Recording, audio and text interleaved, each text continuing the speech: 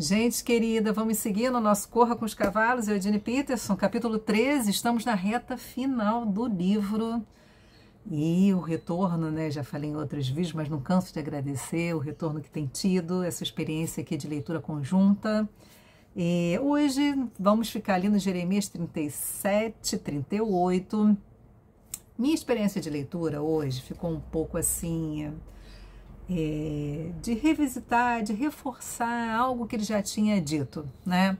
Ele já havia falado da relação da vida privada e da vida pública, ele já tinha passado por essa questão na formação de Jeremias. Ele vai introduzir o assunto nos perguntando, né? Nos fazendo pensar, por que nomes são tão rapidamente esquecidos? Nomes representam, claro, vidas rapidamente esquecidas, outras ainda conseguem, por sua obra, por sua história, ainda permanecer um tempo, e outras, como a de Jeremias, parece que conforme vai passando o tempo, ficam ainda mais reluzentes. Ele vai dizer que Jeremias é uma montanha a ser escavada, quanto mais a gente vai escavando, sabendo a respeito da vida dele, mais coisas há, assim, para a gente descobrir.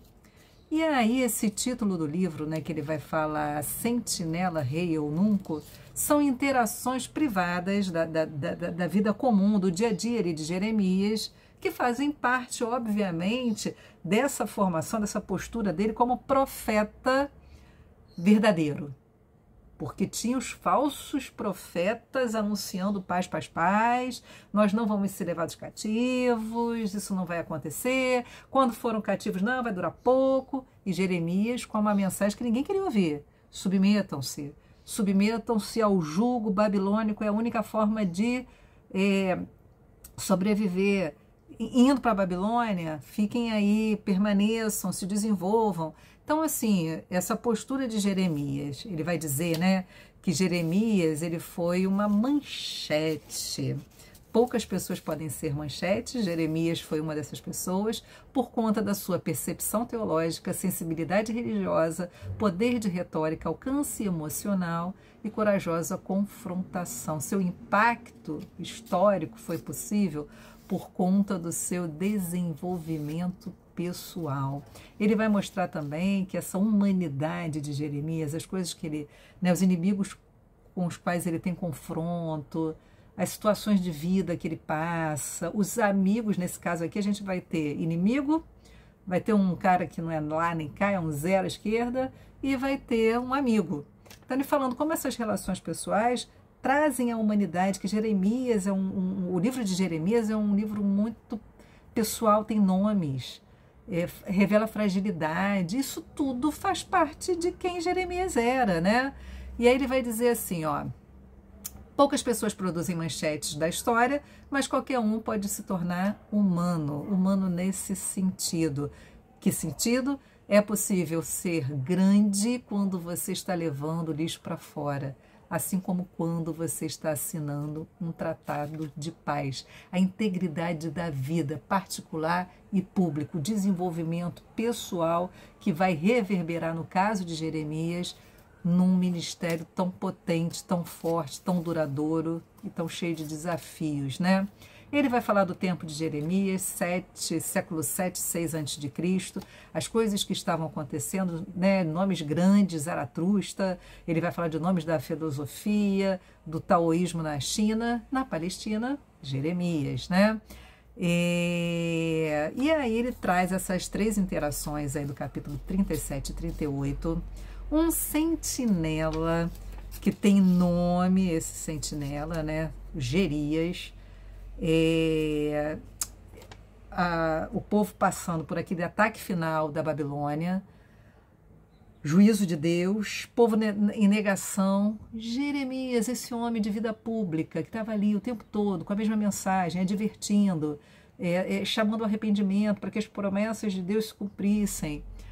Essas promessas de permanência, de prosperidade, dependiam de obediência, enfim, nunca ouvido, né? Uma mensagem que sofre perseguição, é chamada de desertor, porque no momento ali ele é visto saindo dos portões da cidade para ir à sua cidade, é capturado, né? É lançado num calabouço, E aí é aquele homem que vê uma oportunidade de fazer o seu trabalho, né? Que valor, né? Uma acusação falsa, encarcera uma pessoa, mas ele é o sentinela, ele até vai passar por aquele assunto da banalidade do mal, como que pessoas comuns, ele vai trazer a Hannah Arendt, que fala daquele julgamento, especialmente do Eichmann. Eu tenho esse livro aqui, eu li, é surpreendente, como que ele se coloca numa posição de alguém que só estava cumprindo ordens, uma pessoa comum cumprindo ordens, mas aquelas ordens de matar, né, gente daquele jeito. Aqui ele vai fazer esse paralelo com esse homem. Capítulo 37, verso 11, tem aqui a descrição, né, ó, quando o exército babilônico se retirou de Jerusalém por causa do exército do faraó que se aproximava, Jeremias resolveu sair da cidade para ir ao território de Benjamim e tomar posse de sua propriedade ali, entre seus parentes. Quando passava pelo portão de Benjamim, um guarda o prendeu e disse: você está desertando para o lado dos babilônicos. Essa é a acusação. Aqui diz que ele foi açoitado e jogado num calabouço e ficou por muitos dias, até que Zedequias, o rei, o chama, né?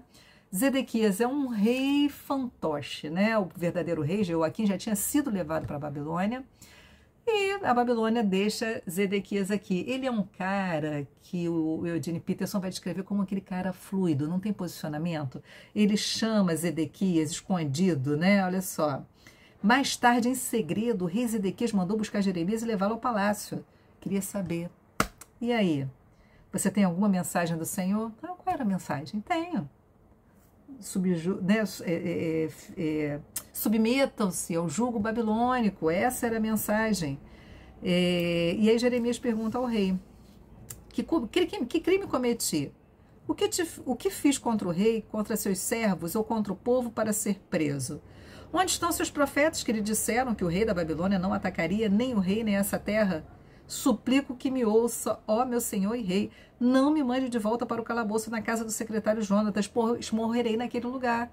É lógico, um lugar que vai ser invadido, vai virar praça de guerra, destruição. E a mensagem é essa, vai acontecer, e se eu for deixado aqui eu vou morrer. E aí ele é levado de volta, né? Olha só, Zedequias ordenou que Jeremias fosse levado ao pátio da guarda do palácio e ficasse preso ali. Saiu do calabouço. E que também recebesse um pão fresco diariamente enquanto houvesse pão na cidade. Chamou ali em segredo, né? Apaziguou a situação, mas não se colocou contra a opinião pública, né? De Jeremias como essa pessoa não grata. Aí vem uma outra situação. São esses personagens que dão, né, o título ao livro. Ao capítulo 13 do livro. Ele vai dizer que no capítulo 38, Jeremias está lá dizendo ao povo: assim diz o Senhor, todos os que ficarem em Jerusalém morrerão por guerra, fome ou doença, mas os que se renderem aos babilônios viverão. A recompensa deles será a vida, eles viverão. Assim diz o Senhor, a cidade de Jerusalém certamente será entregue ao exército do rei da Babilônia, que a conquistará. Então esses oficiais foram ver o rei e disseram: esse homem deve morrer, suas palavras vão desanimar os poucos soldados que restam, bem como todo o povo. Ele não busca o bem, mas a desgraça da nação. Aí o rei Zedequias, que tinha, né, não resolvido a situação de Jeremias, mas numa medida apaziguada, manda então que tragam Jeremias, né? Não posso impedi-los de fazer nada, olha só, né? Que tragam Jeremias, e Jeremias vai ser lançado dentro de um poço vazio no pátio da prisão. O poço não tinha água, mas um lugar insalubre, um fundo úmido, lamacento. Ele é lançado ali. Esse homem que não se posiciona, esse rei. Aí vem então o eunuco, Ebed-Meleque. Soube que Jeremias estava no poço. Naquele momento o rei julgava um caso junto ao portão de Benjamim. E aí ele vai lá e fala com o rei: ó, meu senhor, estes homens fizeram muito mal em colocar o profeta Jeremias no poço. Logo ele morrerá de fome, pois não há mais pão na cidade. Aí o rei permite então que esse eunuco tire Jeremias do poço. Está vendo a fluidez dele? Mas por que trazer essas interações?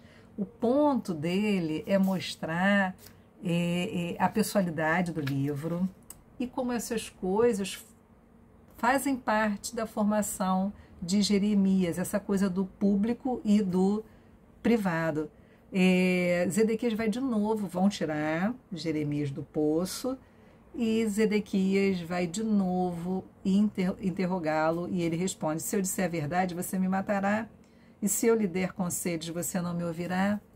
Isso, gente, capítulo 37, 38. No 39 a gente tem a queda de Jerusalém. Então esse foi o capítulo, um capítulo, como eu disse, que na minha experiência de leitura fez esse reforço de que como a vida é feita pela vida comum que nós temos, pelas pessoas com as quais interagimos, e que o nosso desenvolvimento pessoal é aquilo que nos forma para a vida pública, né? E que essas coisas precisam ter integridade e coerência. Essa é a grande luz da vida de Jeremias. Seguimos em breve aí, capítulo 14, e daqui a pouco estaremos no final do livro. Estou pensando em trazer outro livro para a gente fazer essa mesma experiência. Me diz aí o que você acha dessa ideia. Deus abençoe você.